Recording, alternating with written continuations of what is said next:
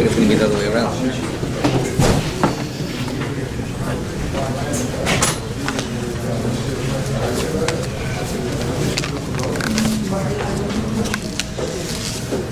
I'm just gonna some bits and pieces that I tried to sort of rush through very fast. I don't want to keep everybody too late, and I don't want to keep myself too late. So just maybe another 10 minutes, just some bits and pieces that stayed hanging from what we spoke before. We're talking about we came to talk about the juicy topic, about different types of Hechsherim. So they say, there's a word they say that someone came to the Brisker Rav.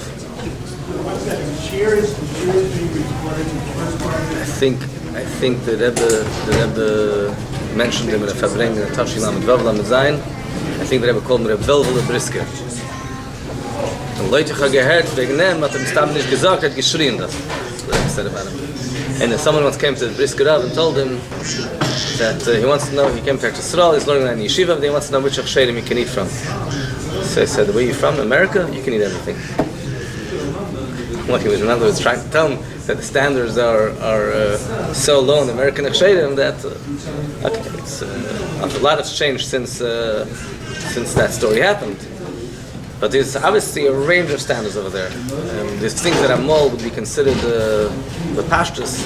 The OU is the first, I believe, kashrus ever seen in America in the 1920s. While it all starts, fights about kashrus go back to the history of New York. So Rabbi Yaakov Yosef, which was the chief rabbi of New York, there was big fights between him and all the other Chassidish rabbanim. They wanted to set up each one different Hechsherim, but there was a disaster going on in terms of kashrus over here. People came here to America, and over here there's no the concept of authority is not part of American culture. Like the mashal of the Chassid that said that when there was the revolution, he said, "What are we going to do now?" He started crying that after the revolution in Russia, we have no mashal left for Sfiras HaMalchus. He wasn't only crying that there's no mashal of Sfiras HaMalchus, he meant the concept of Sfiras HaMalchus, which is Kabbalah Soil. We have no mashal for Kabbalah Soil. American youth, or the post-revolution in Russia, doesn't understand what that means, authority. Came into America, it's a midrash shmam, and everybody just said whatever they wanted. And of course there were advertisements in every single magazine, in Yiddish of course, that we have top, whatever best products, kosher, but the word kosher was just like the letter K. Legally, you can put the letter K in anything, it doesn't mean that it's kosher. Kellogg's has a K, it happens to have a Hechsher from, I believe, out of New England. But you can have a K in a product, doesn't mean anything. You can write whatever you want. Thank you so much. So that was the big issue then, and the OU started then, but the standards then was a lot of things have changed over time. So, for example, I started telling them that ACO, which is the organization which has the Association of Kashrus, they keep on updating their rules, and they put in certain rules, that guidelines which normal kashrus will abide by.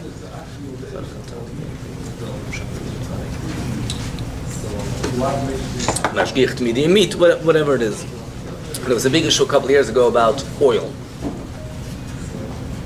Well, the issue of oil goes every generation. It goes over again. There was Mana Gemara. There was a discussion about oil and big fights about it. It was very political. Around the time of the Gemara, Bezin at Asras oil, the Bezin at Smatr oil, who's a Zakar Mamre, who's not a Zakar Mamre. It was a hot topic, looks like. And this Bezman Haramah was again a hot topic. And Bezman the Dibri Chaim of Tzans. A lot of discussion about oil, and each generation is a bit of a different spin. The spin of today about oil is the tankers or the holders, the transportation of oil. So there's something that fell through the cracks. We transport oil on these tankers, but those tankers were used previously for non-kosher oil. Or even better, there's tankers that are attached with a steel, made out of steel, wall, and on one side you have kosher, and on the other side not kosher. Tallow, which is chaylev, is also a type of oil. And tallow, it's more common. I mean, we were in Australia for many years. Over there, it's much more common. But over here also, and some chaylev. So there's issues of blias, whether it's cold or it's hot. So yeah, there's systems. You can do what we call paper trail kashrus. You can check. Let's see the invoices. Let's see what came in, what came out. Let's see the tickets. Let's see the loading docks. But there's some of these things can be played around with. It became a whole big issue. I saw correspondence between the Rav, Hechsher Rav, to a Rav from the OU, about the various different kulas, whether they are reliable kulas, not reliable kulas. And that goes back to the example I said before about some things are grandfather in, the grandfather policy. So no, the whole issue of oil has improved. All the major kashrus energies have moved away, not to put in certain safeguards in place. Even where you wash the trucks, certain places are kosher certified truck washers. Things have changed a lot. But in a particular place that I know of, not in New York. So I studied the topic of oil very, very well over there, and basically they have two types of oil. They have what they call endorsed oil and approved oil. Or certified and approved. So if it's certified, then we only have these kulas. But if it's approved, then we have all of these kulas. Now, in the guidelines, they write that, of course, we understand that what we call the approved oils are not universally accepted. Or may I phrase it differently, are not accepted universally. And we understand this. We rely on a range of leniencies that are not normally accepted. Like, these leniencies seem to be very, very far-fetched. You're talking about treifas mamash over here. In the truck, by the way, sometimes when the oil is being transported, you don't want the oil to congeal. And if it's winter, so you could play with the temperature. We're talking about serious blias over here. Yeshishim, nishishim, sometimes there's tons of oil that are in these machines that are congeal and stick to these machines, which is almost impossible to clean. And if a person to say that he cleaned it properly, he has to have a degree in so many different areas to know what he's doing. Plumbing, engineering. So this I'm giving you just one example of something which the kashrus world has improved, and certain things that where Amal accepted are, and in some places slowly, the system that we have over here is different than the system they have in other places in Europe. Over here we have something called kashrus labels. In Europe you have kashrus books, which means you get a book, and you go to the store and you know which products. The company has no schayvus to you, you have no schayvus to the company. We checked out the company and we recommend certain things. And it's kosher till the next one comes out. Till the next one, even though we didn't go visit it again. So we have much something which is, because it's understood that we have a different market. We don't have the same level of anti-Semitism over here. Well, hopefully we don't. And we have a major market, and we have so much more from Eden, and it's in the best interest of the companies to make kasha. So it's easier for us to introduce certain kind of things. But there's things that fall through the cracks, and doesn't make it different. You have a very good system but the mitzvah is that these major, what we call the big five, they have clear system, they have databases, everything's masud, we know when the mashgiach went down. You go to some this is not I don't want to do racial profiling over here, but some Hechsher can be organized too. They might have come from some yekas, somewhere down in their blood, and they're very, very masudik. But if you go to a Hechsher, you ask, when do you travel into a place? Can you look in your files? When was the last time Mashgiach was in a place? Where the tickets? I don't have a record of the tickets. What does that mean? There were tickets, no? Someone had to go down there. So in a masudik professional kashrus organization, everything is run on the computer. We have everything. It's masudik. It's clock level. So it's a good idea to have chumras, but it's even more important to have kosher. So chumras is good.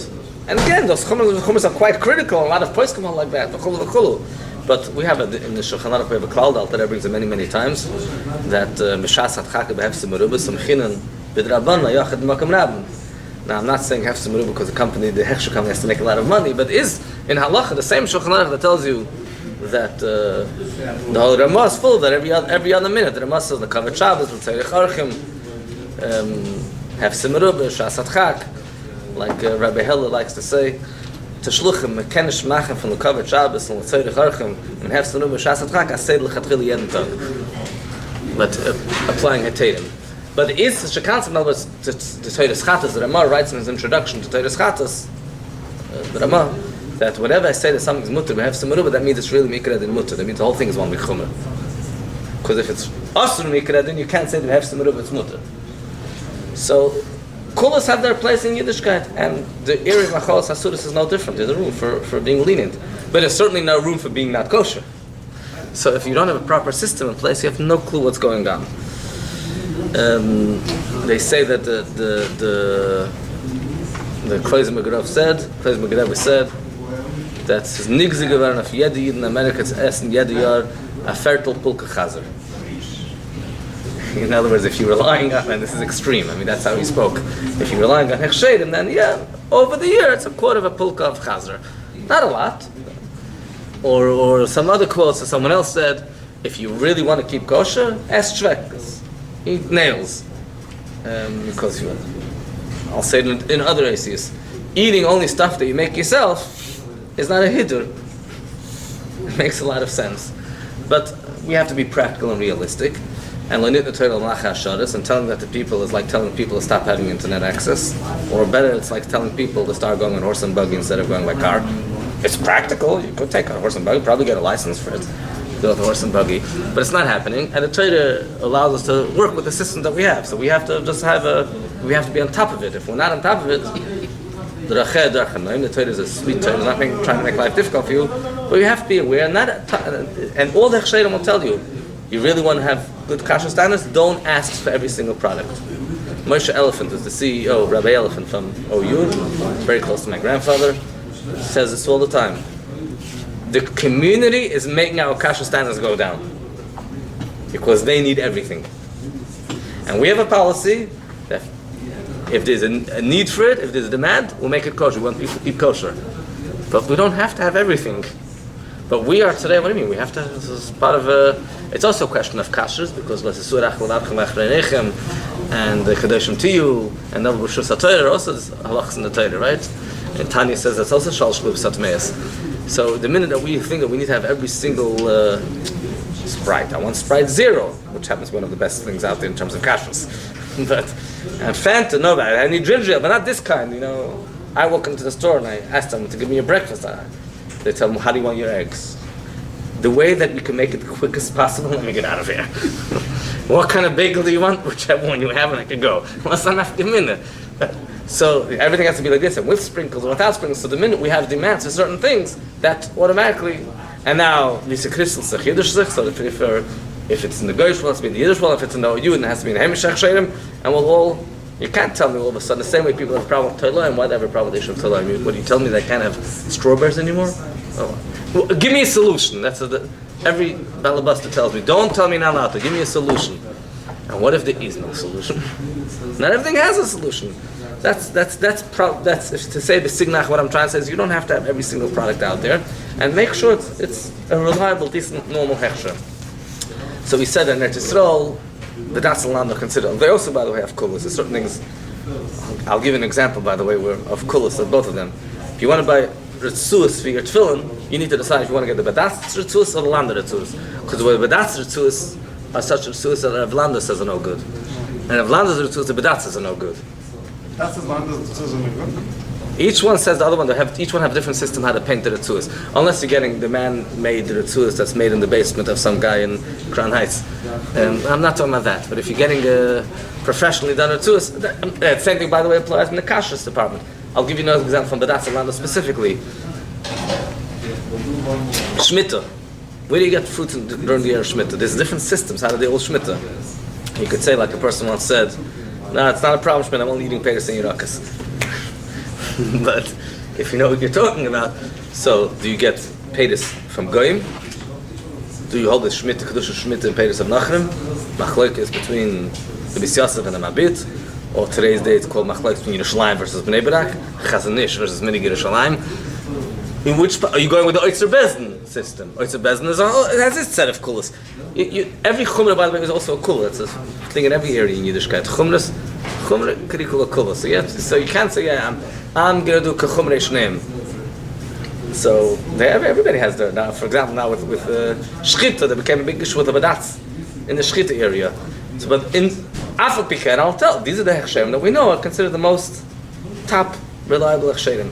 You ask each one what they say about the other one, that's in every single industry you have the Kol Uman Sayin B'nei Munasai. That's a part of life. If a Hechsher agency is talking positively about another Hechsher agency, they know he's not professional. Because if the Uman is Sayin B'nei Munasai, that's the rule. So it must be unprofessional. So, and by Eretz Yisrael, that's Bichlal is considered the main two key and well-known, most acceptable Hechsherim.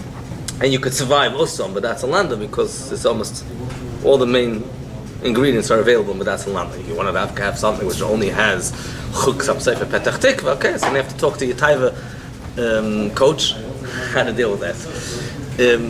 Back over here in America, so we have a whole bunch of different Hechsherim, which a range of different standards. We start talking about the issue of tuna.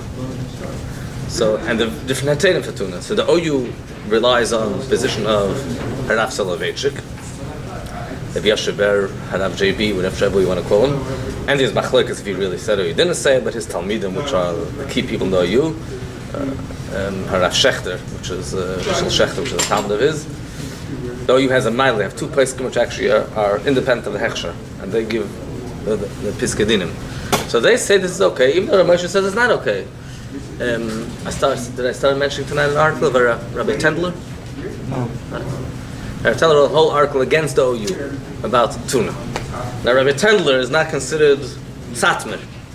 You know what I mean? This is not Rabbi Dr. Moshe Tendler. He's not considered very Haredi. But against the OU about tuna, what's the solution? The solution is Shal OU Yukaimu Kachole Sheiruchik Moshe Pasku Kola Go Einim. He writes a list of all the Rabbanim and say, so now, so that's in.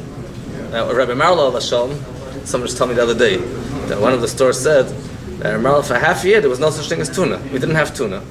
And we give us a solution. I'm not mechuyev to give you a solution. So there's no tuna. Go say that this was in the 1980s and 1990s. In the 21st century, you tell a person there's no tuna, you might tell me Chas Hashem Geishmaden Zech. What do you mean? I can not have tuna.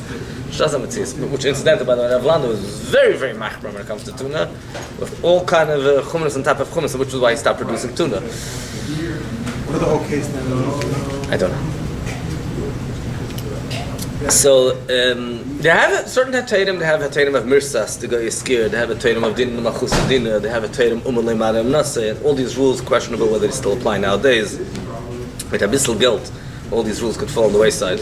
Lab testing, etc. Bittul, etc., etc. But it's the Chassidish Hechsherim obviously won't rely on those things.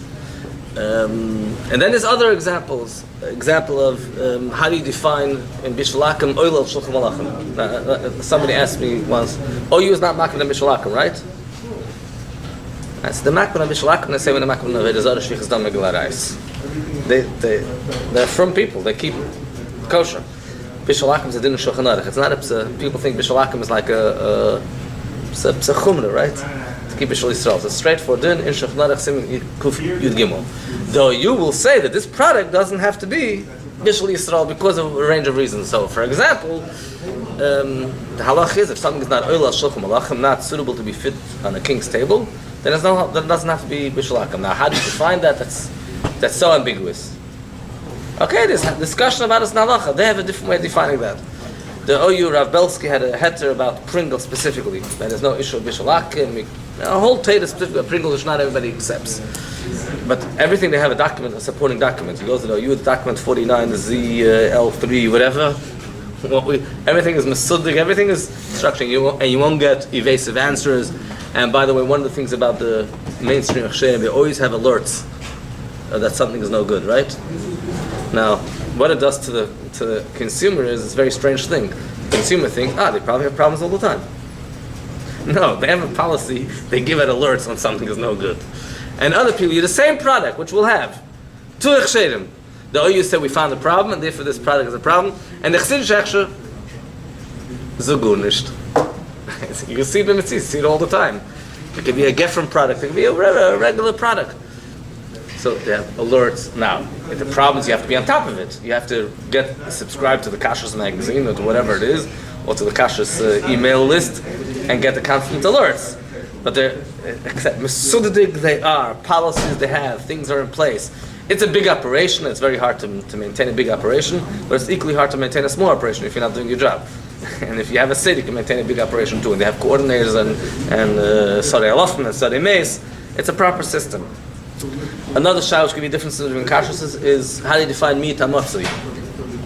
One of the big shaylas that we have today. Don't ask me why the shayla was not developed in earlier generations as much as it is today. In halacha, anything which is a meat hamotzi, which is a common, in other words, common minority is the literal translation. It's taka minority of cases. For example, in a behemoth there's yutches treifas, 18 different types of treifas that could be. We don't check for every single type of treifa. The only thing that we're officially supposed to check in the behemoth is the lungs, because that's common. Now, one issue that came up in the last few years, in Eretz Yisrael came up many years ago, and in America it's now started recently, the last few years, is in chicken, specifically I'm talking about, Tzomis HaGidden. If you haven't heard about the Tzomis HaGidden controversy, which is a disease, a virus, whatever it is, where there could be a problem with the Tzomis HaGidden. So do we have to check the Tzomis HaGidden? Do we not have to check the Tzomis HaGidden? So in Eretz Yisrael, that's very clear. You kashrut regila, you kashrut Ma'adin. If it's kashrut ma'adin, we check Tzomis HaGidden. And how we check the Tzomis HaGidden to see if there's a problem? Do we check it by just looking at it, by opening it up, by cutting it open? So, and then how much percentage do we do? We check everything. Do we check the first 300? Well, what's the position? So, to give you a name, to positive I could say for sure, right? So there's a, with names, there's a shchita called Kiryas Yoel, shchita hamuderes. That's what it's called, shchita hamuderes, Kiryas Yoel poultry. Not to be confused with satmer. Kiryas Yoel is, in other words, what I mean not to be himself. Of course it's satmer. Well, depends who you ask. But it's, in other words, the original issue that people had about relying on satmer Hechsher, Kiryas Yoel, Hechsher never existed then. It's a rather recent thing. And they're really on top of the... Okay, so the same thing we spoke about the specialized areas, Safros, Mila, you need to ask questions. You need to be an alert consumer, know how to ask questions. And the more questions you know about, even if you don't know what you're talking about, so at least you know what to ask. You won't understand the answer necessarily. But if people are not asking, if nobody goes into a store and asks, whose Hechsher do you have? They don't have to have a Hechsher. If nobody asks, do you have a certificate? They don't have to display the certificate. If nobody asks, when is the certificate from? So they can have a certificate from 2 years ago. This happens all the time. Certificates expire, right? They have expiration date. A lot of kashrus have the expiration date Erev Pesach. You know why Erev Pesach? Pasha, because over Pesach we're not giving them Hechsher. And after Pesach they'll get a new certificate if they can prove that they sold their chametz. So that's a system that some Hechsherim have in place. But the certificate could have expired. The guy stopped giving a Hechsher there. I stopped giving a Hechsher, so I stopped giving them a certificate. But nobody's asking. And we have a store that we tried to follow them up to give them a certificate after Pesach, but for some technical reason we never delivered. I don't even know what happened exactly. We couldn't find him. The guy was supposed to come get it. Fine. But now he's saying, Meshuggah. 2 people came and asked me this week for the certificate. Okay, Baruch Hashem, halavai, you would have 2 people every single week asking for the certificate, not 2 people. You should have 10 people. Nobody's asking. It's okay, you can do whatever you want. So the consumer has a very strong power in making sure that the standards are okay. But if you go into the store, you just pick up any item. You walk into the store, you don't even look what Hechsher. Like I mentioned before, a Hechsher, which everybody knows is not an acceptable Hechsher. There's symbols out there. You could buy with these things. Today's a generation called Google. You just have to type reliable Hechsher symbol, write the name of the symbol, and you'll find every single forum, which every single Yiddish imam what he has to say about it. But at least you know what the discussions are about. They're not necessarily reliable. There's a website called CRC from Chicago. It's good to know. They have a list of Hechsherim. They write that this is not an exhaustive list. We don't mention every single Hechsher. The fact that Hechsher does not appear, it doesn't mean something's wrong with it. Okay, that's not a statement. But there's a reason why they only write certain Hechsherim and not others. And again, if a Hechsher doesn't appear there, Taka doesn't mean it's no good. And if Hechsher does appear there, it doesn't mean it's 100% fine. But they choose Hechsherim that they know seem to be okay. It's not foolproof. But if a Hechsher is not appearing, you have to ask yourself the question, this is a normal, why is it not on their list? Or like I said, the ECO, they also have a list of their members. About 100 Hechsherim are their members. There's 1,000 Hechsherim, about 100 are their members. And you could call one of the major Hechsherim, and they'll tell you, this one, there's a guy giving me a Hechsher in the stores in Manhattan. The stores are open on Shabbos. And it says, Bahashgachas with Hebrew letters. The stores are open on Shabbos. Now, that guy's name, Steinberg, I think is his name. But you're walking in Manhattan, whatever, I need to eat, right? That's Zichenegay that I need to eat. That's most important. And I can't eat sardines. I'm not like Marlo that went on the plane and all he ate was sardines, and he wouldn't even drink the cans of Coke. The cans of Coke were, not because it's Coca-Cola. No, cans of Sprite also didn't have, because it's cans, so it's Maim Shalonu B'Kli, so it's a problem overnight because it's a metal. Until one time they had a glass bottle that he did drink from. So sardines, matzah, and only when they have glass bottles of soda. Yeah, I need to have proper meals, so whatever. So I'm going to Manhattan, I see a sign that says Bashkochas Arabias. I didn't ask any questions. It's good actually. The first thing you have to ask, Is this a good hechsher or not? How do you know? Because the guy could be conservative, could be reform, could be anything. It's extremely important. So, anyhow, I went a bit off. Let me go back to the Tzemes HaGidin topic. So there's different standards. Some hechsherim, you should ask the question. Some hechsherim check the Tzemes HaGidin, some don't. Some check only the first 300. Some say we have to check every single one. And if the consumer doesn't ask questions, it doesn't make it so whatever. Everybody can do whatever they want. The OU happens to be one of the Mekilim in this area. Then there's an issue of the Chudis Chsam Sofer that says, what happens if the Hechsher is relying on a kula, the Hefse Meruba? That's something which, by the way, doesn't happen at home. One thing, the difference between at home and a Hechsher, because the best Hechsher doesn't come close, well, I can't say they're the worst home, but doesn't come close to a normal, typical home. Because at home, if there's a Shaila, the first thing the Balabasta calls the phone, she says, Rabbi, I threw out the food. Is the keli okay? And I always say, the food is the one that's okay. It's the keli the problem. Usually that's the case, right? Because it was not ben yoimei, so the food was okay. No, don't worry about the food I threw out. That's the only thing you could have had over there. So, nobody asks, you throw out your egg, big deal. But in the store, we're talking about hundreds and thousands of dollars. It could be a big nisayon. In the shchita, and there was a problem with the simanim, the behema, and we're talking about a large amount. I had a guy that he lost, what are we talking about? $10,000. It was a $10,000 loss on flesh, and the guy absorbed it. Okay, whatever, he would lose his extra if he doesn't absorb the loss.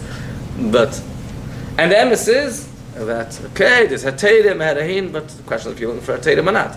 Now, the Rav HaMachshir has to think to himself, really, am I trying to make life, I can't really be overly machmer on this guy. But think about the other side, the people that are buying the product, they don't know that you're relying on Hefse Meruba. They see holy Hebrew letters, and they think everything's 100% kosher. No kulos involved. So that's, by the way, a shayla in halacha. If a sofer has a pair of film, and he corrected something, which, okay, it's just like Pasha, it's a kula, but otherwise that means they have to put it film into gniza. Stop throw it film into gniza, also you're not allowed to bring the things they psul. So, do I need to tell the consumer? Do I not need to tell him? I tell him, yeah, I have a pair of film. And the guy is very machmer for his son's bar mitzvah, and he wants to get the most muhudik, the most nicest. Everybody asks about the ksav, right? Because if it's a beautiful ksav, it must be phenomenal. Which is one issue, but the Zekel Naveh is also about the kashrus. So, but the guy thinks he's getting a very muhudik film, and we cut some corners over here. So you mechuyev to report.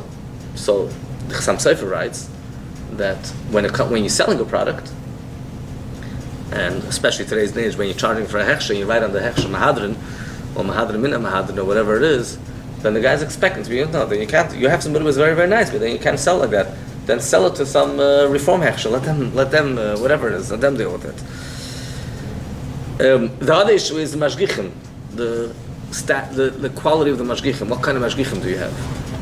These mashgichim guys that just walked out of yeshiva, and they dumped them into the store, now they became mashgich, where they interviewed with Chalal, someone see them, someone talk to them, they have letters of reference, they go through a course. Are they Yerushalayim? I've been in places where the mashgichim are people which are, I'm saying questionable with the Shem Shabbos, that's a nice way of saying it. I had a mashgich once calling me and telling me that I was a mashgich for this particular establishment, and I'm not a Shem Shabbos. I wanted to find out if he had some machlokas, so they fired him or something. That's why he's saying that.